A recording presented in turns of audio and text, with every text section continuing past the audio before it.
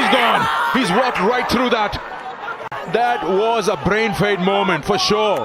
কে বলবে তিনি এখন হত্যা মামলার আসামি? মাত্র একদিন আগেই সেই মামলায় তাকে ফিরে যেতে বলা হয়েছে দেশে। দেশে ফিরলে হয়তো যেতে হতে পারে জেলেও। কিন্তু সাকিব আল হাসানকে দেখুন, এ নিয়ে যেন কোনো দুশ্চিন্তাই নেই। দিব্যি খেলে গেলেন পাকিস্তানের বিপক্ষে। তার মতো করে খেলে পেলেন উইকেট, করলেন বাঁধ ভাঙা উদযাপন। সাকিব অবশ্য বরাবরই এমন, কে কি বলেছেন গায়ে মাখেন না, শত সমালোচনা পাত্তাও দিতে চান না। নিজের ডোন্ট কেয়ার মানসিকতা নিয়ে চলেছেন, খেলেছেন খেয়াল খুশি মতো। দেশে যে তাকে নিয়ে এত হইচই, তার জবাবটা দিতে চাইলেন হাজার মাইল দূরে রাওয়ালপিন্ডিতে। রাওয়ালপিন্ডি টেস্টে প্রথম ইনিংসে বাংলাদেশের ব্যাটিং কিংবা বোলিং কোনোটাতেই খুঁজে পাওয়া যায়নি সাকিবকে।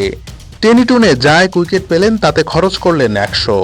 ব্যাটিংয়েও বাজে অবস্থা, নিজের উইকেট বিলিয়ে ফিরলেন মাত্র 15 রানে। সাকিবের আন্তর্জাতিক ক্যারিয়ারের শেষের ইঙ্গিত যেন পাওয়া গেল ব্যাট বলের দুর্দশায়।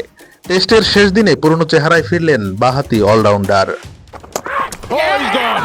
He's walked right through that. That was a brain fade moment for sure. তার ঘূর্ণিতে হাঁসফাঁস করলেন পাকিস্তানি ব্যাটাররা। আব্দুল্লাহ শফিক, সৌদ শাকিলদের যেন জানাই ছিল না সাকিবের বোলিংয়ের জবাব। রাওয়ালপিন্ডি টেস্টের পর কি আছে সাকিবের ভাগ্যে, সেটা হয়তো দ্রুতই জানা যাবে।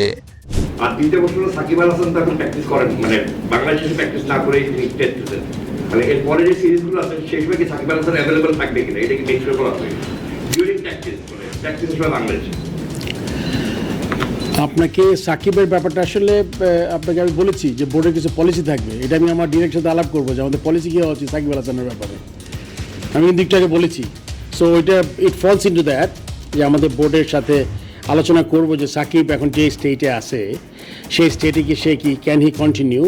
অবশ্যই ডিপেন্ড করে যে আপনার এই যে 2টি টেস্ট ম্যাচেস আছে তারপরে কি হবে, তখন এটা বোর্ডের একটা পলিসি ম্যাটার হবে এটা।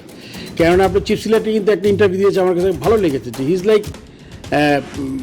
পলিসির যদি তাকে যদি বোর্ড থেকে বললে দেওয়া হইতো যদি ওকে নিও না, তাহলে কিন্তু একটা পলিসি ম্যাটার হইতো, তাহলে সেই দায়িত্বটা বোর্ডের উপরে দিয়ে দিত যে না এসে বলে যে ওরা সিলেকশনের বাইরে চিন্তা করো। কিন্তু যেহেতু ছিল না, সাকিব ঢুকে গেছে। এখন সাকিব বাইরের থেকে ঘুরে ঘুরে খেলতে পারবে কিনা আরেকটা ব্যাপার, যেটা আমরা খুব সিরিয়াসলি এটা দেখব। তবে যেভাবে রাঙালেন তাতে আসামি সাকিবকে নিয়ে কি অল্প হলেও হাহাকার করবেন না বাংলাদেশের ক্রিকেট প্রেমীরা?